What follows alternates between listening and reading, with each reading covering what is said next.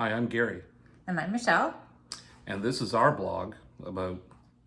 It's not a blog; it's a vlog, right? It's a vlog, yes. Okay. No, leave that. I think Okay. that's good. Well, it's a vlog. Let's try that again. Okay. I'm Gary, And I'm Michelle. and this is our vlog about our road trip to Newfoundland. And I didn't tell you this yet, No. but we're gonna call we're gonna call it Newfound Freedom because Well, I just retired, and she's been retired for a couple of years now. So, we're going to Newfoundland. yeah, this is our little road trip to celebrate the start of my retirement. And we've been to Newfoundland a bunch of times. Michelle, much more so than myself.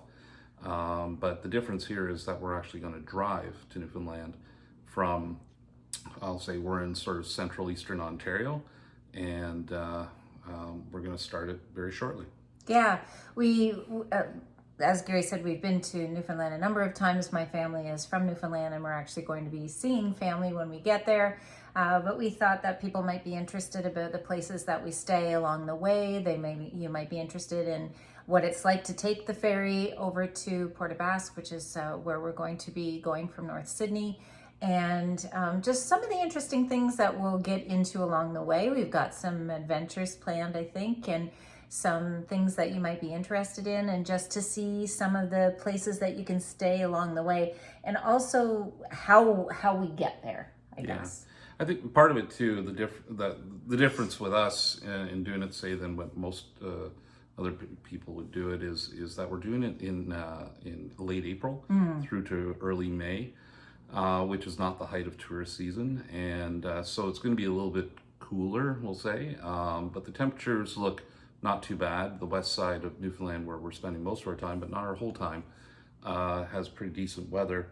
So we might not be able to access certain things that would be open to the tourist season, but it's a test for us because we haven't gone to Newfoundland so much other than in the summer, although there have been a few exceptions, but certainly not by road. No. So Well, I did as a kid. Like did growing as a up, kid, that's how we got there, and I'll talk about that trauma with my therapist later. But we have been married 15 years, but we've actually never taken a road trip together. So we've gone on lots of trips together. We've always flown. So spending this much time in the car together over the next few days should be interesting. So it's going to amount to about 3 weeks in total, and I don't think we've been away from the house for more than a couple of weeks at most, if that. No, like maybe at a week. time, I think, have we gone? It was 10 days, I think, the last trip we took. So, yeah. So that's, it's a lot. We're both planners. We're very meticulous planners, and we like things a certain way, and we like routine. And we're going to be totally out of routine while we're there. But looking forward to the adventures and what we'll get up to together in retirement. And so this is our first one. We thought you'd like to come along. And if you do, then that's great. We'd like to have you. And we're going to try and post along the way, hopefully, because we're just, two middle-aged people figuring out this technology thing. So you can travel along with us as we do that journey too. Great. Look forward to doing that, and we hope you enjoy. Yeah. See you next time.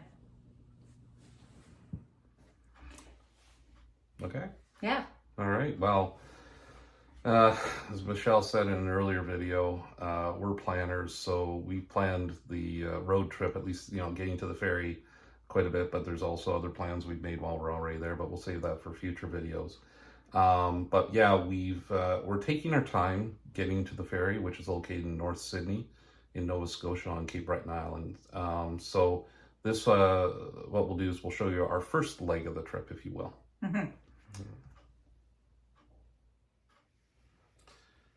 So we've got a map here. I just say, you're leaving from the Toronto area. We're not far from Toronto. We've set up our first stop in just outside of Quebec City on the south shore of the St. Lawrence River in Lévis, or Levi's if you want to spell it out. Emphasize it. Yeah. So we're staying at a bed and breakfast in Lévis, and the trip, is about 8 hours and a bit. If you, are leaving from the Toronto area, so you can add or subtract that. We figured Quebec City would be a nice sort of, drive, 8 hours. We could go longer. I've driven a lot further. I've driven through to New Brunswick in one day, but it's exhausting and you don't really stop to see anything. So no, and I always have to stop to go to the bathroom every 2 hours. yeah, and I stop on the other 2 hours. So yeah, so we wanted to make sure we took our time. One thing, if you've traveled through Quebec, say a long time ago, there's something that's fairly new, and there's a toll highway that lets you get around Montreal, whereas before you used to have to go through. The toll highway is very inexpensive. You just tap your debit card and away you go. It shaves about an hour off the trip. So so we won't be going through Montreal. We're going to go around Montreal, and we're just following the 401 and then into Highway 20 coming into Quebec, and then Highway 30 is where the toll highway is, and then you pick up the Trans-Canada Highway again after that, and just follow all the way along until you get to Lévis. And we are going to be, is that where we're staying? Yeah. Oh, Le Plumard Couette et Café, which roughly translated is the duvet and the coffee. So we're pretty excited to see what that's like. We did some research on bed and breakfasts, and they had really good ratings, and it looked like a really cute place. So you should check them out, and we will definitely show you all of the things to see at Le Plumard Couette et Café. So watch for that video, what our trip is like on the first day, and then we'll follow up after that what our next leg of the race, if you will look like. Yeah, that's what we're calling it. Okay. Starting to get exciting. We're packing. We're at that stage, only a few days out from the beginning of our road trip, and we have to really consider what the weather might be like when we're in Newfoundland, because it could be, well, my sister calls it sprinter right now. You just don't know what kind of weather you're going to get. It could be 18 degrees one day, and then the next day you're going to have snow. Actually quite like it is in Southern Ontario at the moment. However, we have to make sure that we're packing a little bit of everything. So we've got, I've got some t-shirts in here. I've got some, of course, workout gear and all that sort of thing, some sweatshirts and some things for nicer things. We are going out for some nicer dinners, and then I highly recommend these packing cubes if you travel a lot.